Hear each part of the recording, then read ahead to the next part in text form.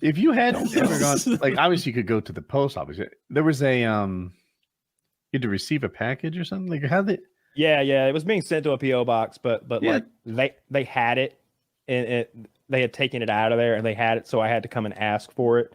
And so that was the situation. But if I guess probably nothing would have happened if I just never gone to the post office. Yeah, they couldn't, because you can't control that someone sent you something, right? Of course. Wasn't that that was a public PO box? Yeah. But I probably fixed everything. Yeah. But in any case, that was a couple of years ago. The three. When did you get out of prison?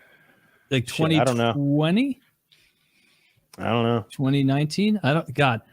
I remember just the lead up to that being. Do you remember which UFC fight you missed that you cared about? Cormier lost to Stipe. Damn, that is first time. I don't know. It was Cormier losing to Stipe. That's a quick thing. That's some Dr. Watson stuff, Woody. I like that. July 7th, 2018. Is that possible? No, it's later than that, I think. And I was in the fall. I was in like, wasn't I in there during like August or September or something? Like got out right before October. August 17th. I think it might have been this. That would have been it. Fight number 2. August 17th, 2019. Yeah, didn't get to see that fight, and it even got spoiled for me on the inside because we did have the one TV that's for sports. That TV's for sports. All right, man. Now you know. Now I know. Next time you pop in, you know it's sport TV. The intensity level in here. Yeah, that was the one I missed for sure. Yeah, the lead up to that was super stressful. Sorry about that. I did my part. No, there was man, I remember the night before. I was stressed too, Kyle. You know, my friend was about to go to prison. Same. A little empathy, please. If I could have had a tough time. If I could have called you while I was in to comfort you, I would have, but no outside calls. You know how it is. I was going to send you condoms and a care package, all sorts of things. That would have been so goddamn upsetting. That would have ruined my day if you took condoms. I never would have done that. That would have ruined my fucking day. Condoms, they're for your protection in a file. Chiz sent me a bunch of books. I don't even remember how many books Chiz sent me. I was utilizing the library a ton, but he sent me a bunch of great books. And then Kitty sent me books that I was requesting while I was in there, just because I didn't realize that I would want so many books before I got in there. And that was just one of the easier ways to kill time. But yeah, the night before I had to check into prison, I was so fucking scared and stressed. I just couldn't sleep and couldn't eat. And I was trying to get enough sleep because check-in, it was like 10 a.m. You got to be there, or 11 a.m. or something like that. But obviously you don't want to be late. And it's in Alabama. It's like a 3-hour drive to fucking prison. And I was just laying in the back of that car trying to sleep on the way to prison. I got a little bit of sleep, but not really. Like rocking and rolling that van. I remember thinking, hope we get in a car accident. Really? I hope we get in a car accident. I get hurt, and I don't have to go to prison today. We stopped at Zaxby's. I wanted that to be my last meal before I went in, something real indulgent, and I got like chicken fingers and fries, and then we had to go check into that place, and that was.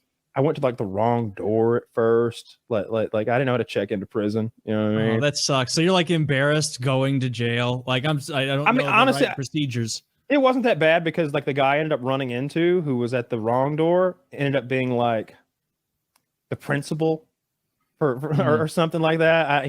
There's like a captain who's like the captain of the guards, but then there's like another administrator guy who kind of handles everybody's paperwork and like he's really the boss.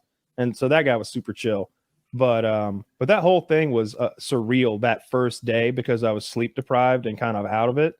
Like going through that X-ray machine they've got that shows like your whole insides. I was like, oh great, no cavity search. I'm so glad I got sent to a prison with a scanner because I'm sure there's plenty that don't. Nobody had to finger my butthole, and you missed out. Good start. I did, and then like. But then every now and then someone would say something that was a little distressing. Like they didn't mean it to be, but it was like, They should be like, first time, like, yeah, don't even worry about it. This is like camp. Everybody's friendly. You like football? They bet football here. Hey, don't get over your head though. You get a noogie. Yeah. That's what they should have said. Instead, this black lady was like, play? Yeah, the black lady was like, just don't let nobody press you. And I was like, what the fuck does that mean? That's what I'm thinking. In my head, I'm thinking that, but I just keep smiling and go, don't worry about me, because I don't want to look like a bitch out here, but I'm inside. I'm like, what do you mean don't let nobody press me? What are you doing to me? I just got here. Give me my mattress. Give me my mattress. Even if you're the toughest guy in the whole prison, you don't want to get in fights. That's a problem. Yeah, I don't want to. You want to go home. And going through that whole, I remember going. Was it like laser tag where they walk you into a room and sit you down and play a tape? I wish. No, you're like all alone, being it feels like being in the principal's office. You're like in everything's, smells like bleach and it's white concrete everywhere and block floors and everything. And just one lonely corridor after another, sitting and waiting in a chair because you're on their time and nobody's in a fucking hurry to fingerprint you or process you. It's just like, nobody cares. And why would you care? You ain't got nowhere to go either. So everybody just sits there staring at the floor, zoning out. And then getting assigned my first uniform. And the dude's like, what size? I'm like, I don't know what size prison jumpsuit I wear, dude. But I tried to make a joke about it. Like, I don't know, man. I've never worn a prison jumpsuit before. What do you think? Large, extra large, double? What do you? And he was like, and like fucked me over and gave me like a quadruple XL or some shit, I guess, for talking up and like wasting his fucking time. So now I had clothes that didn't fit like at all. Hilarious. And I never wore those because what a jerk. He's the prison jumpsuit guy. His job should be looking at someone and being like, large. He was prison jumpsuit guy that day. You know what I mean? He's the guy who has to check off, like he's keeping track of how many fucking things get checked out and like who's responsible for fucking jumpsuit 35B. Because if I lose it, now I got to pay for it or some shit. I got sweats as soon as possible, and then I was just in like sweatpants and sweatshirt for the rest of my goddamn stay. To be honest, if I had a prison jumpsuit, I think I'd want to keep it as a souvenir. You can't keep that shit. They wouldn't let you. That's all. Like, I wasn't gonna try to get caught stealing anything. Like, can you imagine jumpsuit in jail? Mars, what's in that bag? What do you mean, sir? It's my take home. Yeah, under in books. What you got? Looky. Let's get on back in here. Come on.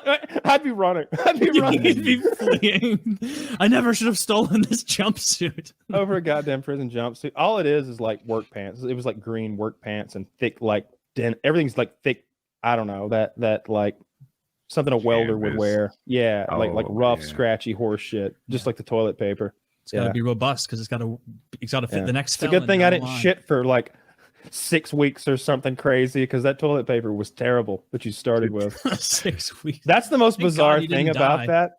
That is the most bizarre thing, because I've never been constipated in my life, and I don't remember how long I was constipated. Whatever I said when I came out, when my memory was more fresh, but I remember it being weeks.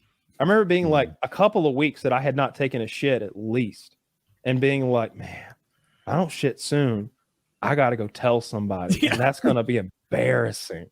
But I knew I was going to have to at some point. Like, I would press on my stomach down there and be like, is everything okay? Like, I'm feeling for like a huge, like maybe my intestines have ruptured and I'm filling up with doo-doo or something down there. That's why I'm not shitting.